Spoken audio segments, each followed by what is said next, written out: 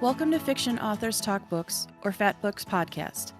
This episode, I'm talking with the engaging Dakota Brown about our plans for 2024 and a bit of character development. This is a safe space for people of the industry to talk about the industry, the craft, and we'll definitely go off script.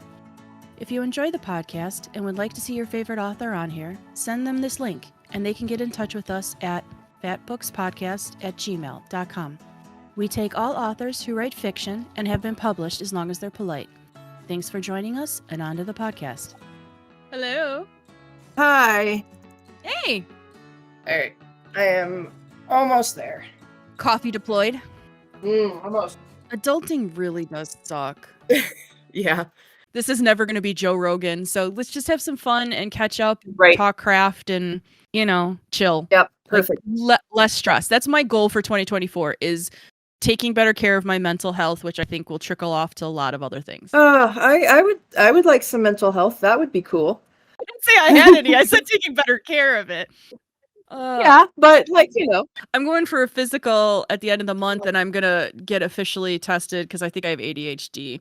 Oh, yeah. So I want to get officially tested and see. Even my mom was like, what does it matter? You think you have it? I'm like, I'm not a doctor. Like, let's see, stop assuming and Googling and let's, get real answers. I want a certified somebody to just tell me. Yeah.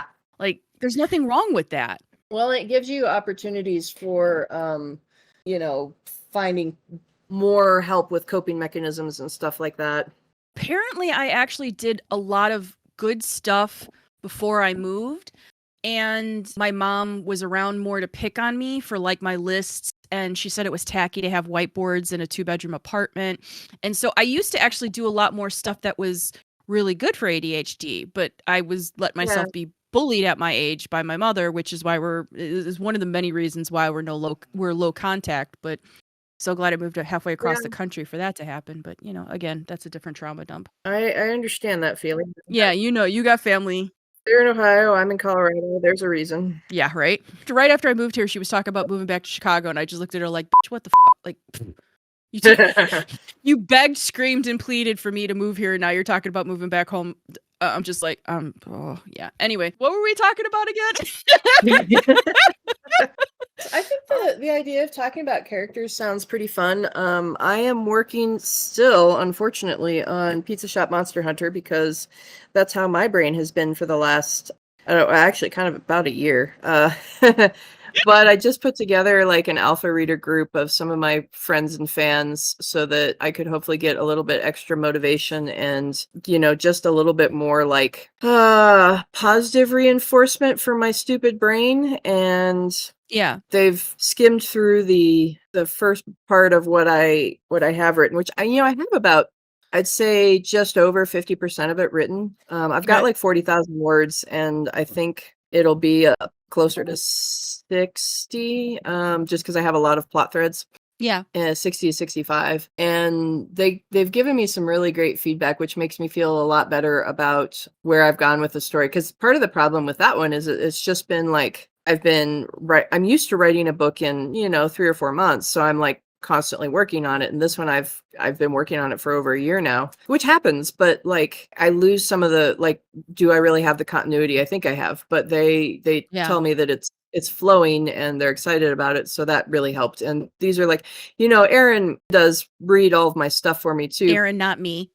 Yeah. Erin Haven. Sorry. Other Erin. Aeryn, but she's also one of my best friends, and I trust her to tell me the truth, but also she's one of my number one cheerleaders, and I'm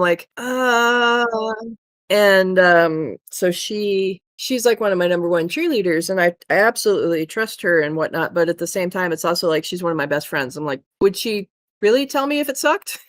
Yeah. I mean, she probably would, but also, so just having a few people who they're fans of mine and they really like my writing and stuff, which it was important, but at the same time, they're also not that close to me. So they might actually be able to, tell me if something wasn't working. Yeah. A little bit more objective. They're more, I think, interested in my books than me. Not in a negative way, but in no, I know what you mean. They're a little bit more rabid. In a positive way. Some of the fans are a little bit more rabid, and it's a job for you as opposed to just a luxury and a nom. Yeah. Mm-hmm. Yeah, I picked up a beta reader this year, and I'm really happy with her. She's very I've had problems with beta readers who want to get into writing and then they want to be a Oh, okay. co-author and then they overstep. Yeah. And I don't want to say people pleaser, but I have trouble standing up for myself. I'm not. Right. And then I get easily pushed around and bullied, and then it just So she's very clear on the line. She's very good. She is a very detail oriented person, where she's like, not, oh, I don't know if Tamsin would behave this way or she'd give these feelings, or I think she more would say, like, not more trying to co-author with me. She's very much like, okay, this is the book where you had this scene and this is the reference that you wanted to like double check on, and I'm just like she's more like the accountant of everything that's happened in the world, and I just want to gobble her up. Like, it's super helpful. It is funny though, because she only really likes 2 of my series, so I had to like kind of coo her into maybe reading it differently. She's like, but I don't really like zombies. I'm like, it's okay, there's sex, you'll like it. Like, because she wasn't really into one of my other ones, and I was like, please. Yep. And she's like, yeah, no, sure, okay, I'll read it. Yeah, no, I my beta readers are Erin and Rochelle, and we've been beta reading for each other. So we're all 3 authors, and we all 3 write similar-ish genres and stuff, and we've known each other for years. And so the 3 of That's us, nice. yeah, the 3 of us are pretty solidly beta read for each other when we have stuff, and we work really well together. So I've got that group, and it is so valuable to have that support group. But then Erin has like the alpha readers, people who read the raw stuff, and they might, if they see stuff, they might point things out, but their primary job isn't editing and whatnot. It's more of cheerleading and catching big continuity problems and, bouncing ideas and things like that. And I've never done that before. And Erin kind of talked me into it after a while. For a long time, I didn't need it. But with the way things have been the last year. Well, it's like fuel efficiency. If you're flying on the expressway, you're going. But if you're stopping in traffic, like, you're not getting, that's how I always see it. And Yeah, absolutely. And just my brain has been in a rough spot with all the things that have been going on, so having some more encouragement I think will be helpful, and it's a little bit more motivation to write because they're going to want stuff, so I need to get stuff out for them. And I'm definitely deadline motivated, so See, I'm not. I can't give myself. I actually thrive in calm. So the moment like everything's done, we're ahead of schedule, I turn around and give my editor another book in like 10 days. And she's like, what, where, how?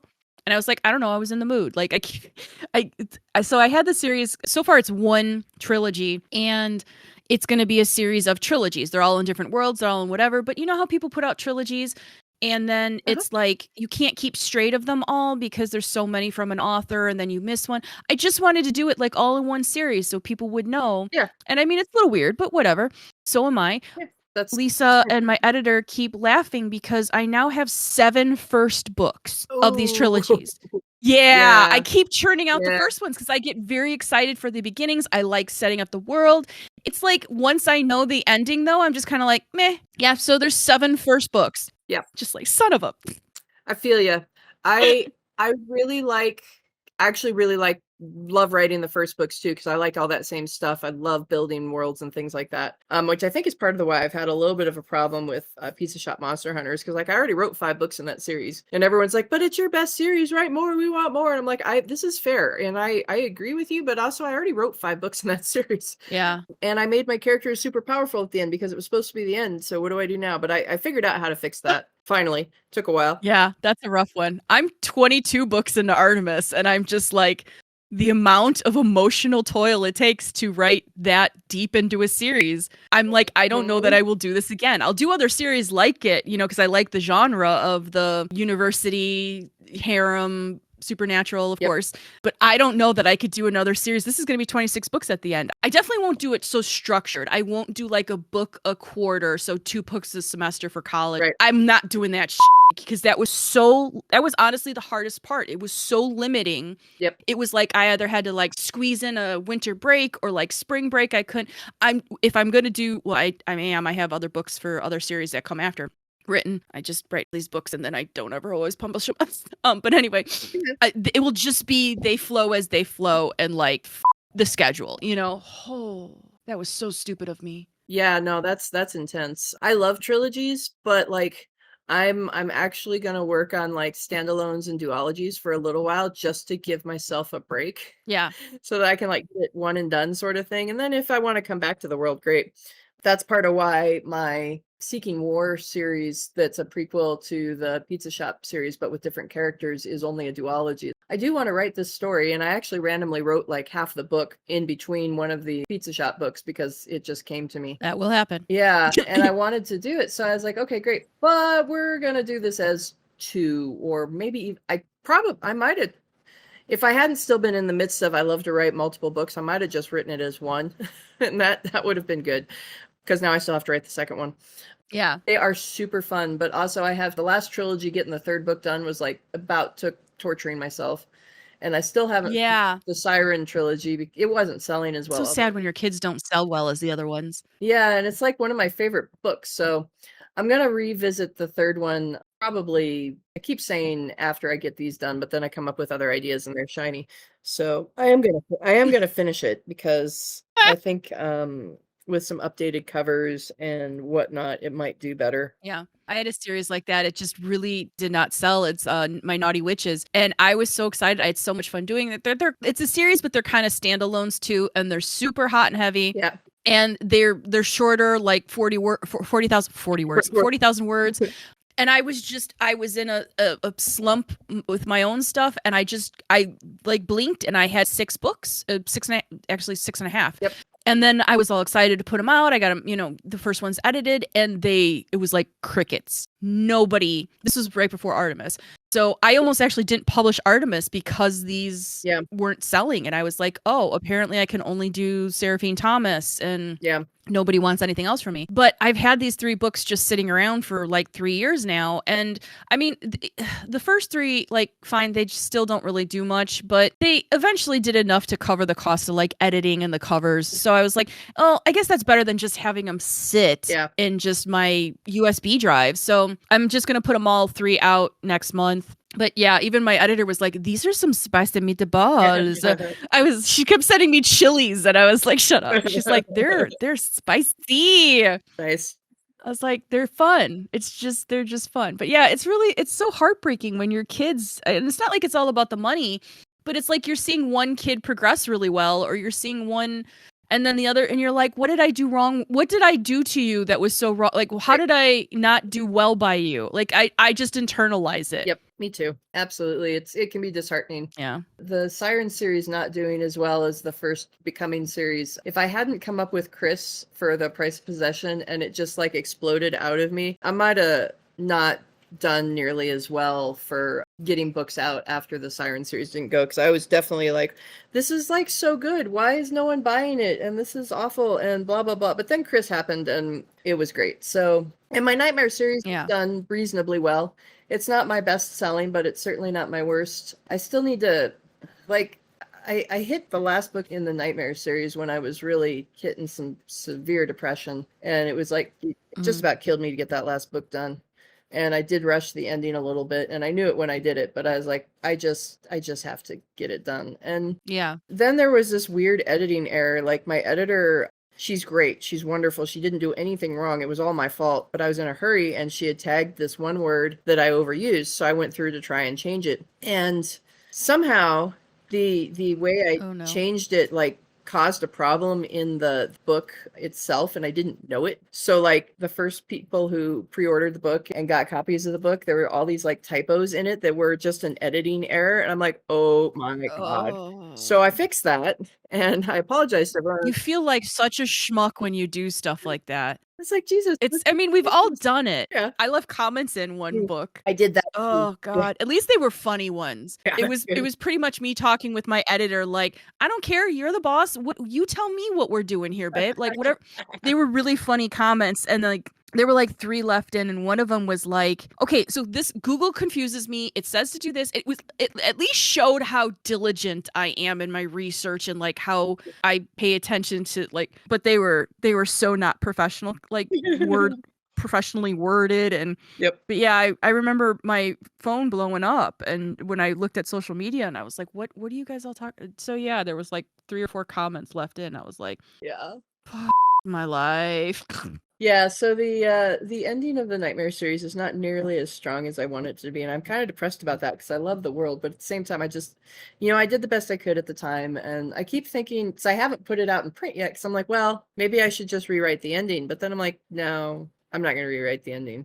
So what I think I'm going to do for that one is there's a couple of story threads that I left open that I do need to clean up because I just didn't have time. Oh, and I added a prologue, and I did do that. People were like, you need a little bit more here. I'm like, all right, fine. So I wrote a prologue and republished it, and people have been happier since then. I'm going to write a novella and tack it on to the end of the third book for the print version so that people who get the print versions have that. And then I'm going to publish it separately as a novella, and so people can read that too. And that should tie the series up pretty good. So I think that'll make it a little bit more complete for people. So I have a plan for that. I'll do that this year probably if I can get my brain. You just need all the hours.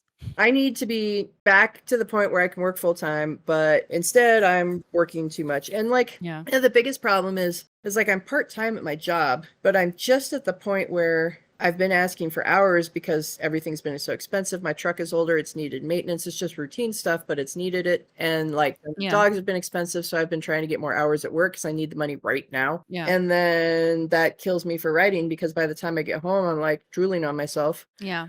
And it's so much easier to work evenings and write in the morning, but I don't have that luxury at the moment. So then I don't get any writing done and it just snowballs and whatever, which is kind of where I'm at the moment. But if I get this job change, then at least it'll be a little bit more consistent. That would be good. Well, I am setting myself up for a very big challenge this year. The past few years have been great with Artemis and selling, but it hasn't been, I don't want to say my best writing, but it hasn't been my best me. Yeah. Like I always feel like I'm too far behind. I'm not in the flow I used to. And part of that is an apartment. Part of that is just, whatever life. So life, adulting, shit. Whoa, what's that?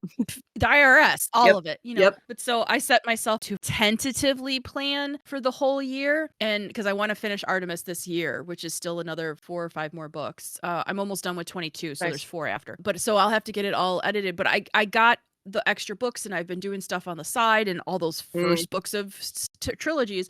So I'm actually setting up tentatively behind the scenes. I'm not committing to this, a 22 book release schedule this year. And I thought 5 was crazy. Yeah, I'm actually really excited. It'll be awesome to get done. I mean, if I don't kill myself. But yeah, don't burn yourself out.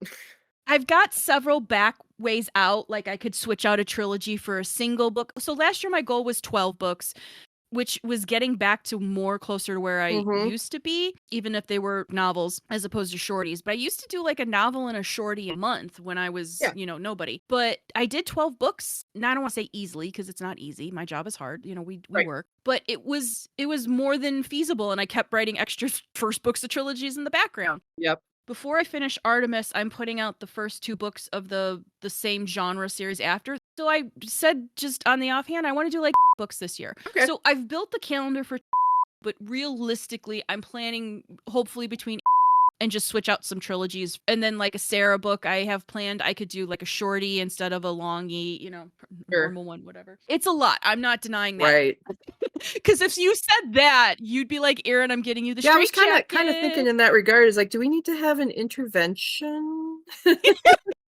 Yeah, I've been chatting with a boy on the side, so maybe it won't happen because I'll be getting sex. I don't know. That would be awesome. That sounded more scared than hopeful. That kind of did. Yeah, it really did. I don't date well. I don't like the person I become when I date, but then again, I've probably been dating the wrong people. So who knows? Maybe now that I'm like a real adult and would date a real adult guy, it wouldn't be those games and that always leaving me worried about where I'm whatever. I understand. Yeah. Totally. Full adulting. Totally. But that's actually why I wanted to go with and see if I really do have ADHD, because like my friend was talking to me and she's like, yeah, you have a very full life. You're successful in your career. You've got you're financially secure. You've got a lot of stuff that a lot of people don't. She's like, however, you don't have a partner. She's like, you don't date. And you kind of say you don't date because you can't handle it. Yeah. She's like, that's fine. You could have there's nothing wrong with that. But that's not, it's like a knee-jerk reaction to circumstances, not a decision you've made in your life. And she's like, I'd like to see you have that option. Yeah. Or at least not be like, I'm talking to you and I'm like, my voice is full of fear at the idea of becoming closer with somebody or even trying again. Yeah. And she's like, she's like, you don't get butterflies in your stomach at getting to know somebody or the cute beginning. She's like, you just get anxious. And she's like, maybe there's a way to help with that. And like, Yeah. so you don't have to deal with it. And that's fair. You know, I'm not saying I want to be medicated so I can have a partner, but it'd be nice to have options of like not just never going out into restaurants because I can't, they're so overwhelming to me. That anxiety and the social pressure and, you know, not knowing how it's going to work this time. And like, it's hard to go to new places sometimes because you want to make sure that you do it right. And then you don't know. And then it's awkward. And yeah. Yeah. I think even just hearing that I might have it was of huge relief this past year, like realizing that I might be, because it explains a lot. Yeah. Instead of just, oh, you know, because I'm old enough where, and I'm going to make myself sound old again, but I'm old enough where being an introvert used to be something they wanted to medicate you for. It wasn't accepted when I Yeah. was young. It was something that was wrong with me. So it's just, it's nice to hear that there might be an actual answer as opposed to, I just be crazy, you know? Or I just am worry ward. When I discovered the difference between introverts and extroverts, because I'm an introvert too, it changed my life. I was like, oh, that's what's going on. And then, you know, learning some things about like ADHD and autism and a bunch of other stuff that I'm like, you know, the whole saying, if you surround yourself by non-neurotypical people, you might want to look in the mirror. I'm like, oh, right. Yeah, all of No, my but that friends. I've never heard that, but I'm laughing because that is most of my friends and well, other authors. I was in a writing group, and I swear to God, it was like you needed almost an ADD or ADHD diagnosis to get through the door with that. And I'm not picking on them. I think it's more, this is how creative people kind of are versus like that's why we're creative, not that there's something wrong with creative people. Yeah. Neuroatypical is why we are so creative and get into this. I completely agree on all of that. But it is funny though, because my bestie where I live, our dogs are, you know, together basically or whatever. We walk almost every day. And it is very eye-opening because she's been very honest with me, and she's a very honest person though. Yeah. Because I'll tell her things and she just looks at me and she's not judgmental, not at all. I don't want to give that impression. But she'll look at me and she'd be like, I don't understand how you function. Like Mhm. and it's helped me realize that it's not that I'm weird. It's well, I am weird, but it really is just a difference in the way my brain functions. To most people, that might be the hard part, but I just wanted the answers. Yep. I wanted the answers more than just feeling like I'm all alone in this, or Yeah. it's just me and something to be ashamed of, like my family just always made me feel. Yeah. So we're talking about, you know, new situations and going out to things and stuff. I've been getting back into dog sports, and that's been fortunately I had a friend who held my hand through my first handful of scent work trials. I did a lot of the herding stuff that I'm starting to do again before, so I'm more familiar with that. But yeah, it's just like all this stuff. It's like, I really want to do this to the point where I'm making myself do things that I wouldn't normally do. Like, not negative, just like going out and putting myself out there because I really want to do this. And I'm like, this is really hard. I'm really nervous. I want people to love my dog. and then I go and talk about my dog too much, which I mean, I'm around other dog people, so it doesn't seem You're in the right company for that. Yeah, you're in the right company. Well, you know, and part of it was I still do some of that stuff. Like I like farmers markets, but I tried several times when I was a bit younger to do stuff like that. And it always ended up being like a kind of a trauma. Like when I moved to Colorado, I really wanted to go horseback riding and learn horses and like get into it, especially after living in Wyoming and just, you know, riding a few cowboys and just the horses are great. Yep. And it was a disaster, especially because it turned out I was actually very allergic to horses. So my allergies oh yeah. So it was stuff like that. Like I'd really try. I found horse riding that wasn't like, you know, super serious and like a nice chill thing. And yeah, I was allergic to horses. So, you know, that went well. Yeah. So, complete side tangent. Yeah, go ahead. Other cool character things that I've developed recently that I'm really excited about that I'm going to use in other stuff. I have a Vela that I write, and how is that? You know, it's okay. If I put out a story a week, I get enough income off of it to justify doing it. It's a separate, like you have to subscribe to that separately or something, or? Well, you submit through KDP. Right. No, I'm sorry. I meant the readers have to subscribe. The readers are almost a different fan base. Oh, okay. And so the Vela readers are the more of the people who they have the short attention span. And I'm not saying this is a negative because it's just kind of the way things are right now. I even have No, this. because that's very popular in Korea where they put out a chapter a week or something in books and like. Yeah, they want to experience it in small chunks so they have points and they get the chapters as they go. And then, ultimately, I think reading the book in its entirety after it's published is cheaper, but this makes people happy and it's gratifying for them. So I'm happy to put that out. And then eventually I'll put the whole thing out in a book form when I'm done with the story. Oh, you can do both like that? Yeah, you can. Huh. It just has to be on Vela for 30 days and be complete before you put it out in book form. So once I finish the Vela and go through and do the editing and stuff, it'll be at least a month or two before it goes out on Kindle, but that's okay. So Erin Havens and I both have the Yakutian Laika puppies. They're litter mates. And I decided that I wanted something more in my Vela. So I'm like, she needs a magical pet. And these dogs are pretty magical just in general. So I developed, we're calling them cloud puppies or nimbuses, and we're kind of basing them off storms and things like that. And it's pretty cool. So I gave her a magical pet that happens to be a dog that looks a lot like my dog.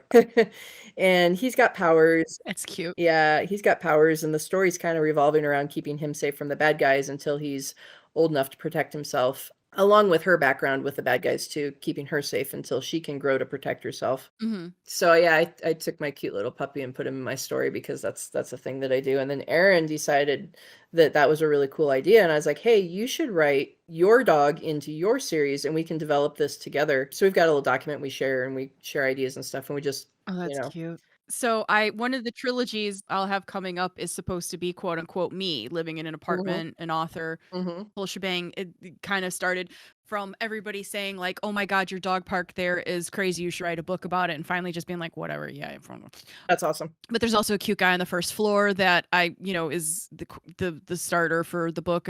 But nice. I renamed Vader in the book because to Yoda because, and I even like quote unquote, I say in the book, like, what, because he's a black dog, you think I'd be like cliche and name him Vader? Because that was the first comment I ever got when I ever posted a picture of Vader on social media. Somebody on Facebook was like, oh, how cliche, you named a black dog Vader. And I was like, jerk. Piss off, dude. Like, yeah, what a jerk. It wasn't just because he was black. It was because he was a troublemaker. Like, I was still signing forms to adopt him, and he tried to jump off the counter. Like, just free fall jump off the counter. And luckily, I have good reflexes and caught him, like, mid-air. Like, what are you doing? Yep. Vader is a troublemaker. Yep. I love him, and he's great. He talks too much, but so do I. It's good. But it was honestly he's got my son has the dark side strong in him. Like, that he was Vader more than he's a black dog. Like, but so yeah, I like doing that kind of stuff and just the fun and poking at things. So that's awesome. Later in the year, maybe I'll talk to you more about the Vela stuff because I'd like to know more about that. It is kind of a different reader base, so it's not like you're almost double dipping. It's more like manga and Moana, like from what I'm gathering. Like readers, like the comics, like they're readers who want to get a quick read on their phone while they're in the middle of something, and they're maybe not even novel readers. They just like the Vela format. And then you'll get, your fans. I do have a few crossovers, but most of the people only started reading the Vela because they like my stuff, or they say, well, wait till you put it out in an ebook, because I did tell my readers that I was going to after it was done, and they're like, well, wait. I'm like, that's fine. Do what you want. I don't think I could have the pressure of like keeping up with the schedule, but I would absolutely like write the full book and like release it in chapters if that's what people like. That's fine. You do, I'm okay with extra audiences. Yeah, for me it's kind of a side thing. So like most of the time I get a chapter a week. Every once in a while I don't. Like I'm behind this last week because chaos. Yeah. But if I put out 4 episodes a month, it does pretty well. So it's worth looking into.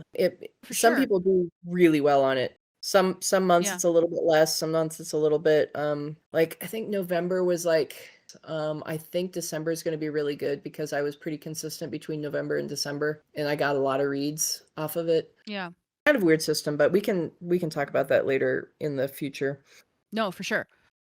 Oh, so considering you want to do the pizza shop, is there like one character in there that like you want to talk about? delve into, or I think most of my readers who are familiar with my stuff have read Pizza Shop by this point. It is definitely my most popular series. It has yeah. a ton of amazing stars and reviews, and just about everyone has read it, I think, if they're a Dakota fan. And a lot of people have read the other stuff too, but the biggest request I get is more Pizza Shop. So did okay. And like I had mentioned, the big challenge with that is I ended the series with the intent to end the series, and so my characters are super powerful. So it's like, well, what do you throw at super powerful characters who have already, spoiler alert if you haven't read the series, who have already basically defeated one of the most powerful demons in existence? What do you throw at them? What's left? Yeah. So I did leave some openings at the end of Pizza Shop, which I'm now using for Monster Hunter. But still, I mean, the characters are super powerful. What do you do? Well, I've got these side characters that people really liked. So I'm starting to bring Mandy, who is one of the Pizza Shop employees, and I'm starting to bring her into more of a main character position. And my alpha readers actually are pretty excited about that. So I'm excited that I had a good idea. Yeah, that is rough though, because I have the same problem with Artemis and Tamsin, is she's like too powerful. Yeah. So it's a lot of trying to get people to like sit on her or how to do control, and Yep. Yep. then it's hard to make an adversary where she doesn't just, squash them. Squeeze. It is tricky, but then, you don't want to make your main characters No. weak because you love them, and it's all balancing. So yeah, you were saying side characters. No, you're good. So I'm bringing Mandy into more of a main character role, and she doesn't have powers. Oh my god. So yeah, Mandy doesn't have powers, so it's much easier to be mean to her. But I'm kind of thinking that, like, if I write more in the series, well, why not have Mandy as one of the more main characters? Because people like her a lot. So I'm kind of building that. Oh, that's fun. Mandy is currently acquiring her own harem. Ooh. Yeah, that's been pretty cool. So we could talk, a little bit about that, maybe building a side character into a main character, or Yeah, no, go ahead. okay. So how did Mandy come into the series? Let's start there. yeah, Mandy is in the original series as one of the main characters in the Pizza Shop. So her and Billy are kind of the two I focused on building a little bit more than I did the rest of Chris's employees. Billy's the manager, and then Mandy was like one of the main hostesses and waitresses. She had a little side adventure in, I think it was the second or third book, I can't remember, where she ended up, actually she was out trying to get laid and found completely human trouble, and Mal actually ended up saving her because Chris was off in hell, I think, doing something. And Mal and Sabian were supposed to be watching the Pizza Shop, and she's of course got this serious crush on Mal, because who doesn't?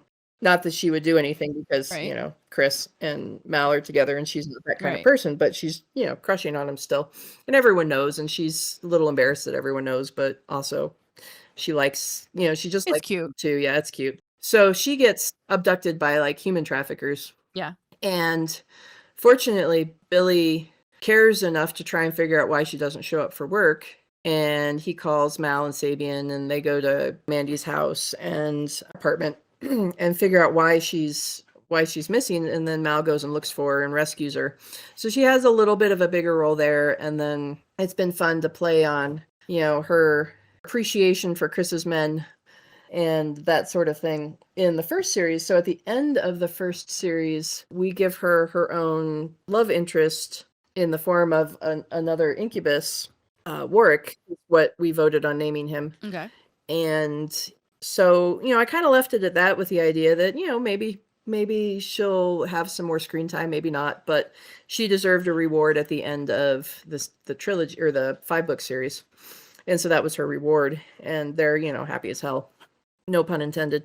So as I'm writing Monster Hunter, and, as we've discussed the problem with what do you do with super powerful characters, Yeah. I'm like, wait a minute, I have these side characters that people really like, and maybe I can develop them more. Yeah. And it's actually flowed pretty naturally to bring her and Warwick more into the spotlight. Yeah. And I've had some really entertaining situations with them already. Like, again, spoiler alert, at one point they're trying out a pizza delivery service with the Pizza Shop. And so work isn't an employee, Mhm. but Chris, of course, doesn't mind her taking him along for safety and stuff like that. And so they go to this bachelorette party with a stack of pizzas. And of course, he's an incubus, Oh, geez. just exuding like sexual energy. And the drunk women answer the door and they're like, "Yay, pizza." And a Hawkeye. And then they're like, "Yay, the stripper's here." And they grab work and drag him inside and shut the door in her face before she can do anything. And she's like, Mhm.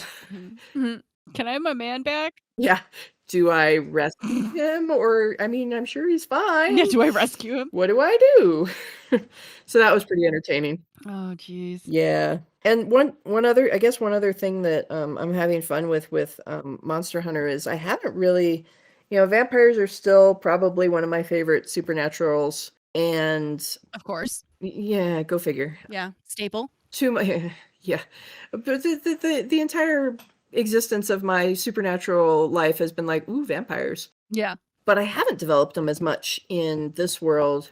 So I'm kind of developing them a little bit more, although I haven't gotten into it too much in the first 40,000 because it's still kind of a bunch of, catching up. And then, Chris is having sex with everyone because why not? I mean, she's got Yeah. all these guys and whatnot. So it's just, kind of catching up, getting people on track with the series and moving the plot forward and developing Mandy as a main character. So it's almost like it's a continuation of the series, but it's the first book of a new series. So there's definitely some world building going into that. So yeah, I'm really developing some of the vampire stuff more. And, Mandy was always into like vampires and vampire novels and stuff like that. And so now she's finding out more about vampires herself. And so that's fun to play with. Yeah. Not really done that. I've done a lot of series, especially when I used to write male. I did a lot of series where each book was kind of not its own standalone, but it was its own new couple. Yeah. So I've not done it where it's more like a not a spin-off series is I think technically the term Spin-off for it. transition into a new set of couples. Yeah, sort of yeah. thing. Like you could read this next series without the first, but it's probably better together and like yeah. Exactly.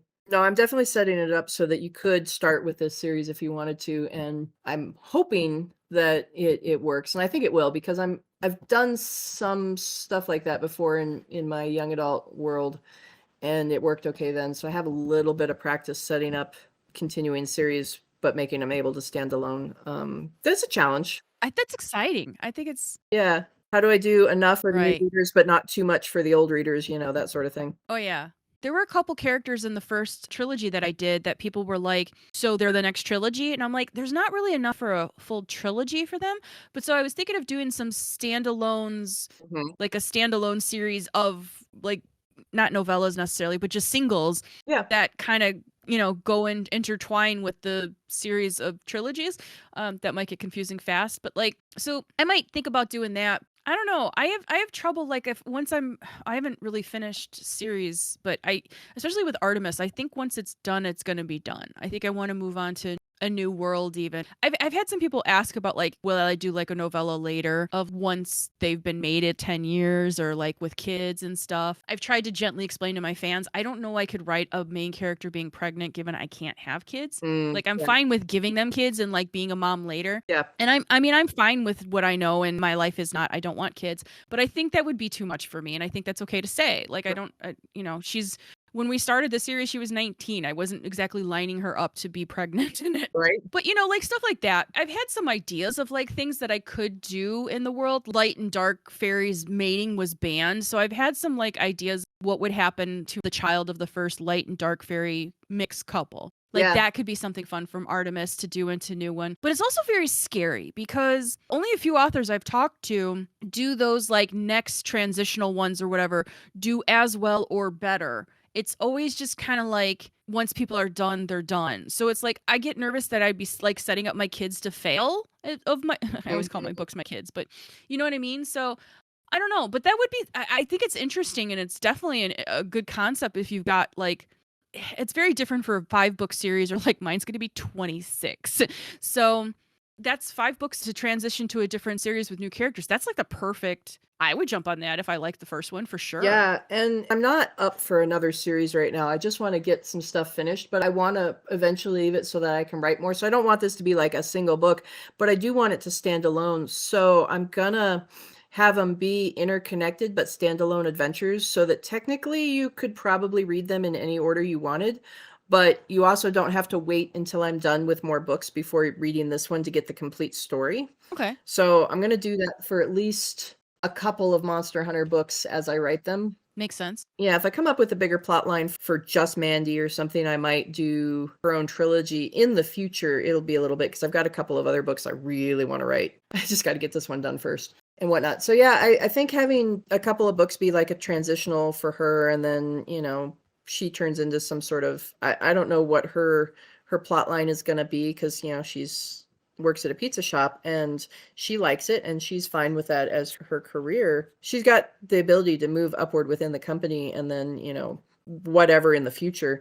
But I don't know if I'll make her like into some sort of monster hunter, give her powers, have her be human, and have her guys support her with their powers. Maybe she just keeps ending up in these situations and she's trying to avoid them. I don't know yet how she's going to handle that, but that's also fun to kind of speculate and decide how it's going to go. Yeah. I don't think I'll make her into a supernatural, but it could be possible, like how Chris gained all of her powers, she might be able to forge her own bonds and develop her powers that way. So we'll see. It's fun switching it up, because like in the trilogy I did, Avery, she didn't have powers. Everybody else did. My main characters, females especially, because I write from first person, they always have powers. So it was interesting to do one where she was the human. And it was really kind of funny when she finally sat them down to talk about it. And they're all just like, wait, how do you know this? And she's like, well, your mom tends to move the sponge across the counter when she wants it, and that's not humanly possible. And you show fangs sometimes when we have sex, and you like, she's just listing it out like, it's fine, you could be purple aliens, I'm cool with it, but just like, we needed to have this conversation before we talk moving in together. And they're all just like, huh. Yep. So it was fun to do it differently and like have it where she's the one coming into this world, and like how she's like, whatever. I want to give a big thanks to Dakota Brown for joining me for such a fun conversation. Also to all our fans for checking out this podcast. I hope you like what you heard and decide to stick around. Please make sure to subscribe to the Fat Books Podcast on YouTube or Spotify, or that little purple icon on your Apple device. Follow us on Twitter and Facebook to stay up to date on who we're recording with and when episodes are coming out. There's also a Patreon if you want to support the podcast and keep it going.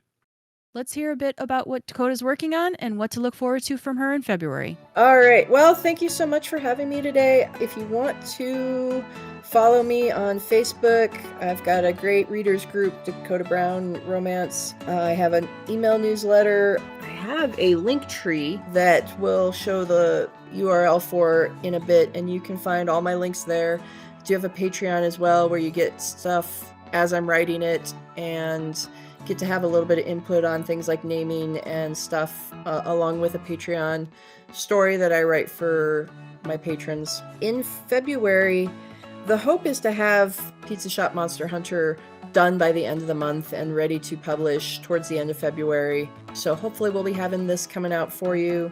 And then I'm going to start on a really fun haunted house, male-female comedy romance that I'm dying to write. So hopefully I'll have that for you soon in the spring as well. And other than that, just really appreciate y'all. Thanks so much for having me. Thank you to my readers. You are the best readers I could possibly have, and I appreciate your encouragement and all the requests that I've gotten for more Pizza Shop and other stuff that I've written. It definitely helps keep me going. Thanks for staying till the end, and hope you enjoyed it.